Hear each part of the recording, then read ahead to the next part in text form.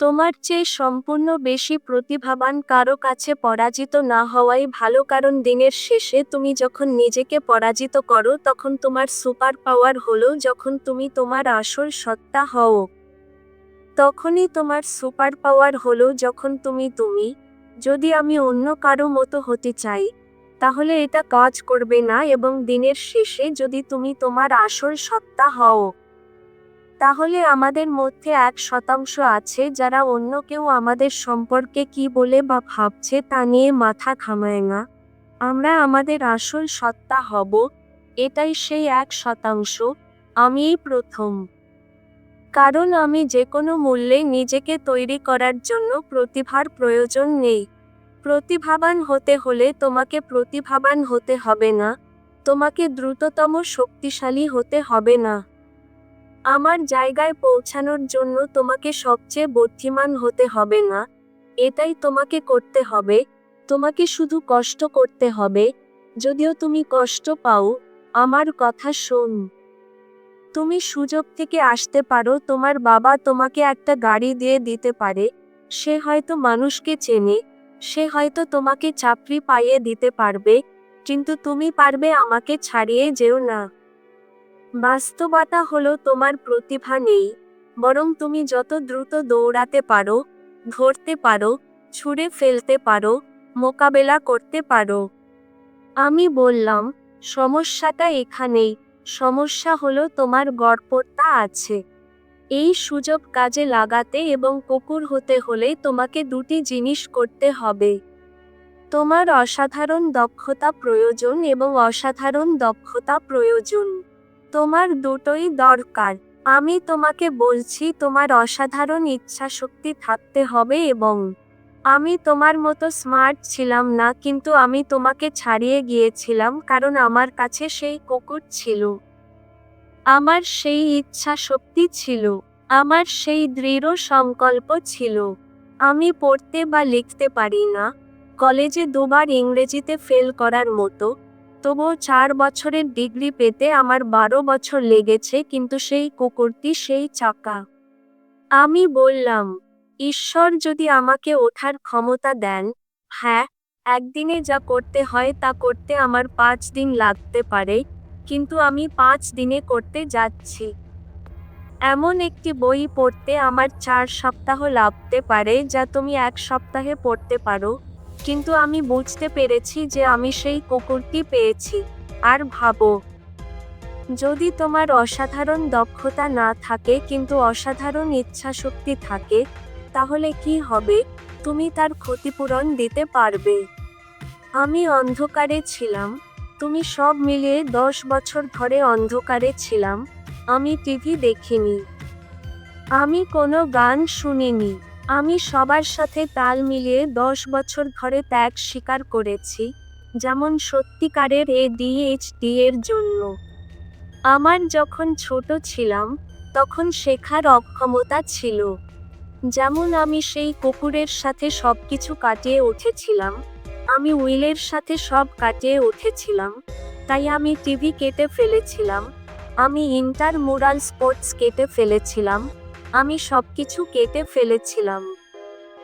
আমি ভোর রাত 3টেটায় উঠে প্রার্থনা করছি এবং তারপরে আমি পড়ছি।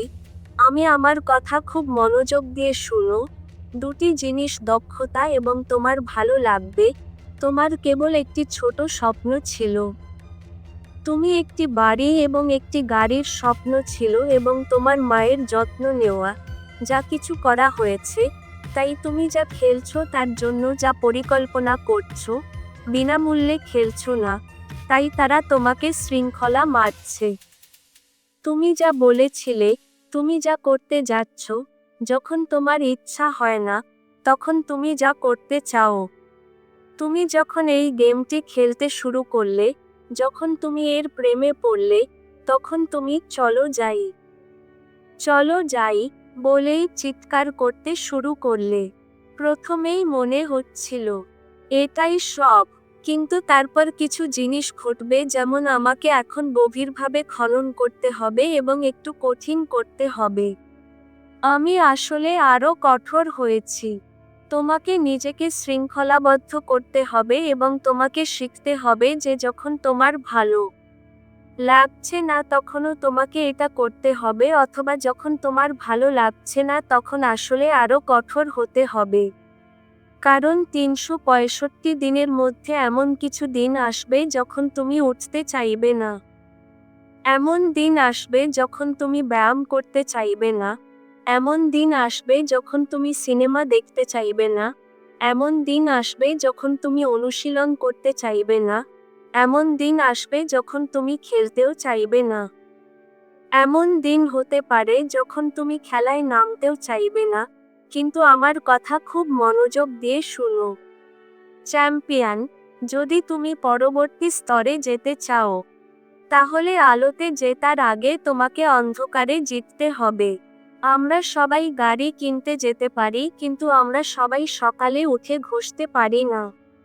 আমি সেই লোক নই যে সবেমাত্র শুরু করেছিল এবং সবকিছু একসাথে পেয়েছিল।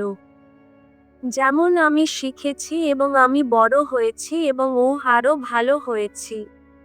আমি একটি জীবন্ত উদাহরণ যে ১ নম্বর হতে হলে ১ নম্বর হতে হবে না, তুমি শেষ জন্মে শেষ হতে পারবে। কিন্তু কঠোর পরিশ্রমের মাধ্যমে তুমি ১ নম্বরে পৌঁছাতে পারবে। তুমি নিজেকে বলেছিলে রাত ৩টেয় উঠতে হবে। ৩টে। তুমি অন্য কাউকে বলতে পারবে না যে ভোর রাত ৩টেয় উঠতে হবে। তুমি অন্য কাউকে বলতে পারবে না যে তাদের কিভাবে পিষতে হবে। তারা পিষতে দেখতে কেমন লাগে তারা পিষতে পারে। তুমি কাউকে বলতে পারবে না যে তোমাকে তাড়াতাড়ি উঠতে হবে। হয়তো তারা জানে না কে তুমি জানো তোমাকে কি করতে হবে। তোমার পক্ষে কথা বলতে হবে। তাই যদি তুমি নিজেকে আলাদা করতে যাও, বৃদ্ধি হলো পুরুষদের মধ্যে সবচেয়ে বড় বিভাজক। তুমি ঠিকভাবে বেড়ে ওঠার সাথে সাথে তুমি দেখতে পাও যে সে নিজেকে কিভাবে পরিচালনা করে। বৃদ্ধি। তাই আমি জিজ্ঞাসা করছি, তুমি কি ত্যাগ স্বীকার করতে ইচ্ছুক? সবাইকে তুমি যা চাও, সবাই লিগে যেতে চায়। সবাই তাদের পরিবারের যত্ন নিতে চায়। সবাই সেলিব্রিটি হতে চায়। অথবা তুমি যা করো সঠিক হতে চাও। তুমি কি ত্যাগ করতে ইচ্ছুক? তুমি কি ত্যাগ করতে ইচ্ছুক?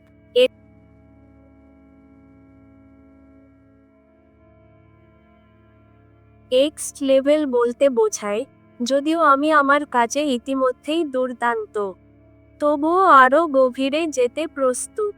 আমি কিছু করতে প্রস্তুত। আমি আরও একটি ত্যাগ স্বীকার করতে প্রস্তুত। আমি কোথাও যেতে প্রস্তুত। অন্য সবাই যেতে প্রস্তুত নয়।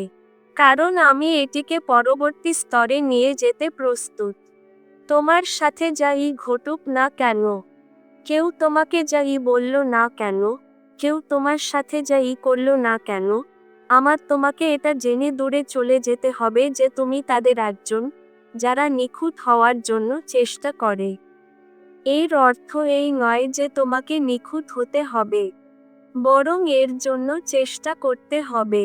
লোকেরা আমাকে সব সময় বলে, ওহ, তোমার এই জিনিসটা আছে। এই ভাবমূর্তি তুমি ১০০০% হতে চেষ্টা করছো। আমি ১০০% নিখুঁত হতে চেষ্টা করছি।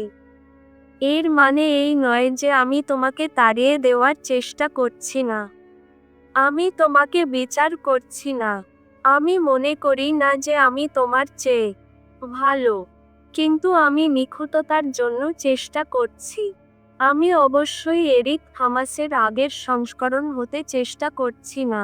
আমি অবশ্যই গত বছর বা তার আগের মাসে আমি অবশ্যই।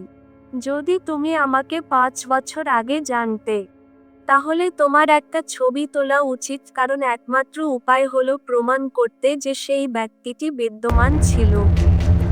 তোমার কাছে এটির উপর একটি ছবি থাকা উচিত। আমি তোমাকে বলছি যে তোমাকে দৃষ্টিভঙ্গির অধিকারী হতে হবে এবং কেউ আমার দৃষ্টিভঙ্গি নষ্ট করার চেষ্টা করছে। আমাকে নিশ্চিত করতে হবে যে আমার দৃষ্টিভঙ্গি সুরক্ষিত এবং যত্নশীল। যদি তুমি সত্যিই সুখী হতে চাও, সেই দৃষ্টিভঙ্গিতে প্রবেশ করো। তুমি মনে করো যে একটি গাড়ি তোমাকে খুশি করবে। আমি তোমাকে প্রতিশ্রুতি দিচ্ছি, তুমি ভাববে না যে একটি বাড়ি তোমাকে ভাবাবে। অবস্থা তুমি ভাববে, তুমি ভাববে, তুমি ভাববে। আমি তোমাকে প্রতিশ্রুতি দিচ্ছি, আমি তোমাকে প্রতিশ্রুতি দিচ্ছি, তুমি ভাববে, তুমি সেই দৃষ্টিভঙ্গিতে পাবে। তুমি রাতে যখন তুমি স্তরে উঠবে তখন তুমি এত ভালো ঘুমাবে। লক্ষ্য কি? লক্ষ্য কি? অগ্রাধিকার কি? উদ্দেশ্য কি? মিশনে মনোযোগী থাকুন এবং কোনো কিছু আপনাকে এটি সম্পন্ন করতে বাধা দিতে দেবেন না। কোনো ঝগড়া করবেন না, কোনো ঝামেলা করবেন না। মনোযোগী হন, লক্ষ্যের উপর মনোযোগ দিন। আমি যা বলছি তা শুনছি, যেন আমরা বলছি না। আমরা শব্দকে আমাদের বিভ্রান্ত করতে দিচ্ছি না। আমার তোমাকে চলে যেতে হবে। আমি জানি না আমার এই পৃথিবীতে কতটা সময় বাকি আছে, তাই আমাকে মনোযোগ দিতে হবে। তোমাকে লক্ষ্য কি? মিশন কি? অগ্রাধিকার কি? উদ্দেশ্য কি? সুযোগ। তোমার জীবনের একটি সুযোগ আছে যখন তুমি বুঝতে পারো যে তোমার একটি সুযোগ আছে। তুমি শুধু একটু ভিন্নভাবে বাজাও। যখন আমি হাই স্কুল ছেড়ে দিয়েছিলাম এবং এই গির্জায় যেতে শুরু করেছিলাম এবং আমাকে কথা বলতে দিই, আমি মাইক তুলেছিলাম। আমি বলবো না যে এটি আমার করা সেরা বক্তৃতা ছিল। কিন্তু যখন আমি সেই মাইকটি তুলেছিলাম এবং সেই মঞ্চ থেকে নেমেছিলাম, তখন হ্যাঁ, আমি এটি করতে পারি।